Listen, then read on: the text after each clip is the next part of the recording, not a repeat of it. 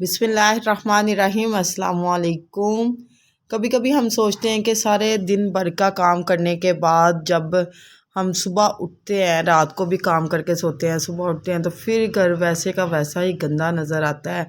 सारी चीज़ें बिखरी हुई हमें मिलती हैं और हम ये सोचते हैं कि इतनी मेहनत करने का हमें क्या फ़ायदा मिला। हम जब भी काम करने लगते हैं तो वो चीज़ें जो हैं अपनी जगह से इधर उधर होती हैं, उन्हें दोबारा अरेंज करके रखते हैं, लेकिन फिर वही हालात बन जाते हैं। तो आज की इस वीडियो में ना मैं आपको डिटेल में बताऊंगी कि किस तरीके से आप अपने घर को मुनज़्ज़म कर सकते हैं और 10 ऐसे असूल आपके साथ शेयर करूंगी कि आप देख के दंग रह जाएंगे और आपका घर ऐसा साफ़ और शफाफ लगेगा जैसे कि आपने अभी सफाई की है, और आपका घर दोबारा गंदा भी नहीं होगा। जैसे एकदम देख के इंसान परेशान सा हो जाता है ना, वैसी फीलिंग आपको नहीं आएगी इंशाल्लाह। आपने क्या करना है, आपने बस मेरी वीडियो को मुकम्मल देखना है। इंशाल्लाह ये आपके लिए बहुत फ़ायदेमंद रहेगी और इस्लामिक वे में मैं आपको बताऊंगी। सबसे पहले स्टार्ट में मैं आपको बताऊं कि जब भी हम काम करते हैं तो हम ये सोचते हैं कि ये इतना हेक्टिक सा कर लेते हैं, अपने ऊपर हैवी कर लेते हैं, जबकि आपको ऐसा करने की हरगिज़ ज़रूरत नहीं है। क्योंकि इस्लाम हमें सिखाता है कि अत्तहूर शत्रुल ईमान, कि तहारत ईमान का हिस्सा है। तहारत मतलब पाकीज़गी, कि जब आप पाकीज़ा रहेंगे, अपने घर को साफ़ सुथरा रखेंगे तो आप देखेंगे कि आपका घर इतना मुनज़्ज़म और पाक साफ़ हो जाएगा। और आपकी जो परेशानियाँ है ना, आधी से ज़्यादा टेंशन एक हाउसवाइफ की यही होती है कि उसका घर अच्छा सा साफ़ सुथरा रहे, तो वो ख़त्म हो जाएगी खुद ब खुद। सफाई को बोझ नहीं समझना, नीयत साफ़ करनी है आपने और ये सोचना है कि मैं ये काम कर रही हूँ अल्लाह ताला की रज़ा के लिए कर रही हूँ, तो इंशाल्लाह इस पे भी आपको अजर मिलेगा। तो सबसे पहले काम आपने अपनी नीयत को दुरुस्त करना है और जो काम भी करना है आपने अल्लाह की रज़ा के लिए करना है। दूसरा जो सबसे इम्पोर्टेंट है ना, वो ये है कि जब भी आपने कोई चीज़ देखी नहीं है, देखी कोई, जैसे कोई कपड़ा हो गया, कोई अखबार हो गया, कोई टूटा हुआ कप हो गया, तो आपने उसी वक़्त ही डिसाइड करना है कि मैं इसका क्या करूं। इसको उसी वक़्त, अगर तो डिस्कार्ड करने वाला है, फेंकने वाला है, तो आपने उसी वक़्त ही उसे फेंक देना है। या फिर अगर आप किसी को दे सकते हैं, चैरिटी कर सकते हैं, तो वो आपने कर देनी है।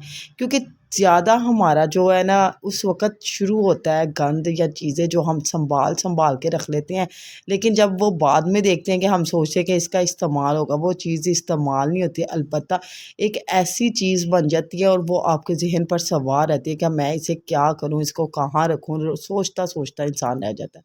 इस वजह से आपने हरगिज़ परेशान नहीं होना, जो चीज़ जहाँ की है उसे उसी वक़्त तो अगर आप यूटिलाइज़ कर सकते हैं तो वेल एंड गुड, अगर नहीं आपके इस्तेमाल में तो उसे डिस्कार्ड कर दें, या अगर किसी को आप दे सकते हैं, वो उसके इस्तेमाल में आ सकते हैं, तो उसे दे दें, उससे पूछ के उस चीज़ का उसी वक़्त डिसीजन कर लें। ये आपने लाज़मी करना है। नंबर 2 पे आता है जो बहुत ज़्यादा ज़रूरी है, एलिमेंट है। जितने भी मैं आपको बताऊँगी ना, यकीन माने इंशाल्लाह वो आपके लिए गेम चेंजर होंगे हाउसवाइफ्स के लिए। दूसरी चीज़ जो सबसे पहले आती है, आपने अपनी हर चीज़ जो भी आपके पास है ना, उसकी एक जगह मुख्तस कर लेनी है कि ये चीज़ जो मेरी है इधर जाएगी। जैसे अगर आपके पास कोई क्रीम है, कोई ऑयल, घी, जूतियाँ, ये हर चीज़ की देखें, जैसे मैं दिखा भी रही हूँ कि ये जूतियों की एक मैंने जगह मुख्तस की हुई है। नीचे वाला ये है तो इधर ही मेरी चीज़ें मुझे मिले। और ये ज़रूरी नहीं है कि सिर्फ आप ही ने करना है, अपने अपने घर वालों को भी इसमें ऐड करना है कि जो भी चीज़ जिस जगह की है वहाँ पर उसे आपने रख देना है। जब चीज़ जहाँ की उस जगह में मौजूद होती है ना, फिर आपको इतना ज़्यादा गंद भी नहीं लगता। क्योंकि फिर, और अगर बास टाइम आपको वो चीज़ चाहिए हो, आपको ज़रूरत हो और मिले ना, वो नहीं मिलेगी। और मिल भी सकती है जब आपने उसे उसकी प्रॉपर जगह पे रखा हो। ये चीज़ आपने लाज़मी सोचनी है। और अपने साथ आपने अपनी फैमिली मेम्बर्स को भी ये चीज़ें लाज़मी बतानी है कि जो चीज़ जिस जगह की है, जहाँ ज़रूरत है वहाँ रख दें। और यहाँ पर साथ साथ मैं जो चीज़ जैसे मुझे मिल रही थी, अभी मुझे लोशन मिला तो मैंने सोचा क्यों ना इसे फ़ौरन से अप्लाई कर लिया जाए, नहीं तो फिर बाद में सोचते हैं कि अच्छा अभी ठहर के करूँगी, तो वो ठहर के वो जो काम है ना वो फिर आपका पेंडिंग चला जाता है। ये 3 असूल अभी मैंने आपको बताए हैं। सबसे पहले अपनी नीयत दुरुस्त कर लेनी है। नंबर 2 पे आपकी जो चीज़ें डिस्कार्ड करने वाली है वो आपने कर देनी है। नंबर 3 पे मैंने आपको ये बताया है कि जो चीज़ जहाँ उसकी प्रॉपर जगह है ना, वहाँ आपने उसे रख देना है। नंबर 4 पे आता है कि जो दिन आपने एक मुख्तस किया हुआ ना कपड़ों का, लॉन्ड्री डे, वो आपने लाज़मी करना है। और लॉन्ड्री डे में भी आपने ये नहीं करना कि आपने सारे घर के जितने भी कपड़े हैं वो उठा के धोने शुरू कर देने हैं। उसमें आपकी बेडशीट्स भी आ गए, टॉवल भी आ गए, बच्चों के कपड़े भी आ गए, आपकी चीज़ें भी आ गई। इस तरीके से नहीं आपने करना, बल्कि आपने एक टाइम मुख्तस कर लेना है। जस्ट लाइक अगर मंडे का दिन है तो आपने सारे घर के जो कपड़े हैं आपके या बच्चों के वो धोने हैं। फिर अगले दिन आपके हस्बैंड या और कोई घर में फैमिली मेम्बर्स हैं उनका वो काम करना है। या फिर उससे अगर मंडे को कर रहे हैं तो एक डे आप स्टे कर सकती हैं, ट्यूसडे नहीं वेडनेसडे को ये कर लें, फिर थर्सडे को स्टे कर दें, फिर फ्राइडे को आप जितनी चादरें वगैरह हैं वो धो लें, फिर संडे को जितना आपके टॉवल्स वगैरह रह गए हैं। इस तरीके से जब आप काम करेंगे ना, आपको थोड़ा थोड़ा काम लगेगा और आपका हो भी जल्दी जाएगा। फिर एक दिन जो इतनी ज़्यादा आपकी थकावट होती है ना, वो भी नहीं होगी। बस थोड़ा सा ना एक स्केड्यूल के मुताबिक काम करा करें, चला करें, तो देखिए एक मुनज़्ज़म वे में करेंगी। तो दूसरे नंबर पे आता है जब लॉन्ड्री भी हो जाएगी, आपकी क्लीनिंग भी, जगह भी साफ़ हो जाएगी, जहाँ पे जो चीज़ें रखनी हैं वो भी हो जाएगी, तो आपका देखिएगा कितना ज़्यादा मैस ना एकदम से ख़त्म हो जाएगा।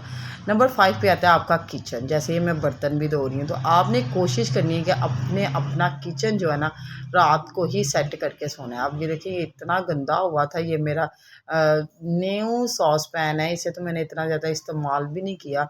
और कल मेरी हेल्पर आई थी, उन्होंने धोया भी था, लेकिन इतना गंदा से धोया था, तो आज मैंने स्पेशल इसे काले तेल के साथ इसे मैं धो रही थी कि जितना ये इतना ज़्यादा मुझे समझ नहीं आ रही थी कि ये कैसे इतना गंदा हो गया। डेली का डेली क्लीन किया जाए अच्छे से तो आपको फिर इतनी ज़्यादा मेहनत नहीं करनी पड़ती। तो बस ये मैंने थोड़ी-सी नेग्लिजेंस की कि मैंने खुद नहीं धोया, मैंने हेल्पर को दिया हुआ था और उसने बहुत गंदे तरीके से इसे सही से साफ़ नहीं किया था। फिर अब मैं अच्छे से करी थी। यही काम अगर आप अपने हाथ से करें ना, तो वो एक अलहदा सी फीलिंग आती है और आपको पता होता है आपकी कौन-सी चीज़ कैसे और कब और कहाँ इस्तेमाल करनी है और कितना मुझे साबुन और ये सारी चीज़ें, हम चूँकि एक कह सकते हैं कि एक मिडल क्लास हाउसवाइफ़ है, हर चीज़ को मैनेज करना पड़ता है। अगर अपर क्लास में भी जाएँ तो फिर भी वो लोग भी अपनी चीज़ों को मैनेज करके चल रही होती हैं। एक बजट बनाया होता है, उसके अकॉर्डिंग ही काम करना होता है। तो बस यहाँ पर जो मेरे बर्तन थे उसे मैंने अच्छे से साफ़ किया और ये तो मेरी देगची कुछ ज़्यादा ही जली हुई थी। तो ये जो है ना ऐसी जो मेरे बर्तन होते हैं इनमें मैं पानी डाल के ना रख लेती होती हूँ। फिर जो है ना काम करने में बहुत ज़्यादा आसानी हो जाती होती है। तो बस ये इस तरीके से आपने रात को कोशिश करनी है अपना किचन, स्टोव ये सारा कुछ साफ़ करके सोएं। फिर जब आप सुबह उठेंगे ना, तो आप जब आपका किचन साफ़ होगा आपको एक इतनी फ्रेश फ़ील आएगी कि आप सोच नहीं सकते। उसके बाद आता है अपने रूम को, बेड को। जब भी सोकर उठे अपने बेड को लाज़मी तौर पर बनाएँ, अपने बच्चों को भी आदत डालें। जब आपका बेड बना होगा तो आपकी वो अंदर एक पॉज़िटिव वाली जो फ़ीलिंग है ना वो खुद ब खुद आएगी। तो बेड बना लेना है आपने। उसके बाद जो है आपने छोटी कोई रूम स्प्रे लेकर उसे भी आप अपने रूम में स्प्रे कर सकते हैं। इससे एक ना अच्छी सी खुशबू आएगी और इंसान जो है ना तरोताज़ा फ़ील कर रहा होता है। और घर के कामों को इतना हव्वा ना बनाएँ अपने ऊपर कि ये क्या सारा कुछ मैंने ही करना है, इस चीज़ से नहीं, बल्कि जो काम भी करें उसे एक ऑर्गेनाइज़ वे में करें।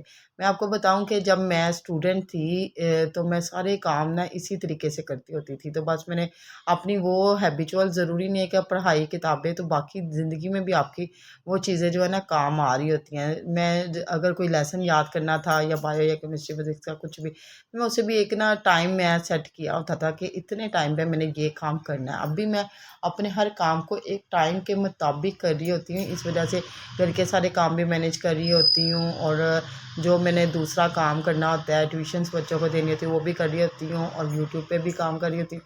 बस अपने आप को ना एक ऑर्गेनाइज़ वे में लेके चलेंगे तो देखेंगे कि आपकी ज़िंदगी जो है ना इतनी ज़्यादा आसान हो जाएगी। और डेली बेस पे थोड़ा-थोड़ा काम कर लिया करें और एक वीक में ना एक दिन आपने ऐसा रखना है जिसमें आपने सारी चीज़ों को डिक्लटर करना है, कि जो डीप क्लीनिंग जिसे कहते हैं ना, किचन कैबिनेट साफ़ करनी है, फ्रिज साफ़ करनी है, ये सारा कुछ आपने करना है।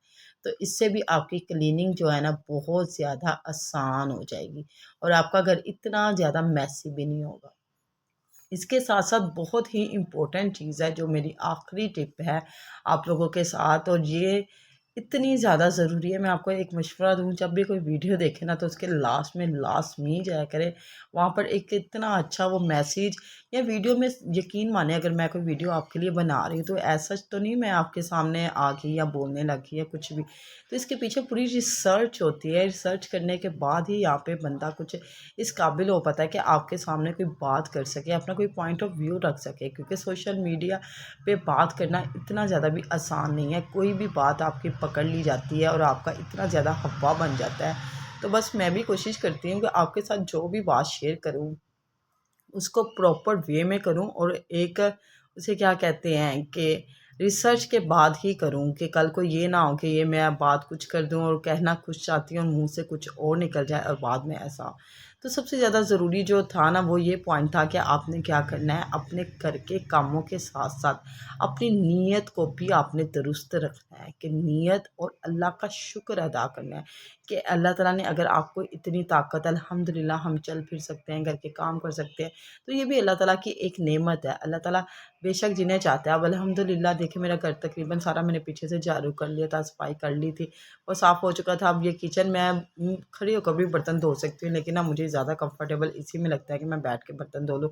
एक अच्छे से ना सारे जो बर्तन जैसे देगचियाँ वगैरह होती है उन्हें काले तेल के साथ अच्छे से कूच लूँ, तो फिर मुझे ना एक अच्छी वाली फीलिंग आ रही होती है कि अल्हम्दुलिल्लाह ये मेरा हो गया। अब मेरी ये रह गई थी मॉप वगैरह करने वाली पूरे घर में, तो मैं मॉप को अच्छे से, और मेरा बाथरूम रह गया था तो मैंने सोचा कि इसे भी अच्छे से नीट एंड क्लीन कर दूँ, तो बस मैं वही कर रही थी। और साथ ही ना मैंने लाइट वगैरह भी ऑन कर दी थी। अब यहाँ पर मेरी मॉप जो है ना उसे मैं कर लूँगी, इस तरीके से मेरा पूरा का पूरा घर साफ़ हो जाता है। अब अगर मैं डीप क्लीनिंग की बात करूँ तो डीप क्लीनिंग मैं तब करती हूँ वीक में 1-2 दफ़ा अच्छे से मैं काले तेल के साथ ही धोती होती हूँ। उससे क्या होता है वो भी बहुत अच्छे से ना साफ़ हो जाता है। अब जो मेरा फ़र्श था, अब इसके इस जो बाथरूम है ये मेरा लास्ट है बाथरूम, ये ऊपर वाले पोर्शन में ज़्यादा मैं रहती हूँ तो यहाँ पे मैं सफाई जो है डेली बेसिस पे ही कर रही होती हूँ। नीचे वाले पोर्शन की भी डेली बेसिस पे ही होती है, लेकिन जो ऊपर वाला पोर्शन है चूँकि ये ज़्यादा हम यूज़ करते हैं तो ये ज़्यादा मुझे लग रहा होता है मैसी और गंदा हुआ होता है। बस कोशिश करते हैं कि साथ-साथ जो है ना थोड़ा-थोड़ा काम कर लिया जाए। इससे आपकी बॉडी भी एक्टिव रहती है और घर के काम करने से आप में जो एक एनर्जी है ना वो भी आ रही होती है। बस ये मेरी बेटी मेरे साथ-साथ होती है और इसके अलहदा से काम होते हैं, इसको मना करो लेकिन इसने फिर भी वो काम करने होते हैं। अब इस तरीके से मुझे उम्मीद है कि आपकी जो सफाई की टेंशन है ना वो ख़त्म हो जाएगी। बस एक ऑर्गेनाइज़ वे में चलें, जो चीज़ ज़्यादा ज़रूरी है उसे पहले करें तो इंशाल्लाह आपका घर साफ़-सुथरा। अगर आपको ये मेरी वीडियो पसंद आती है तो प्लीज़ मुझे लाज़मी सपोर्ट करें, सब्सक्राइब करें, लाइक भी लाज़मी कर दीजिएगा। बहुत-बहुत शुक्रिया।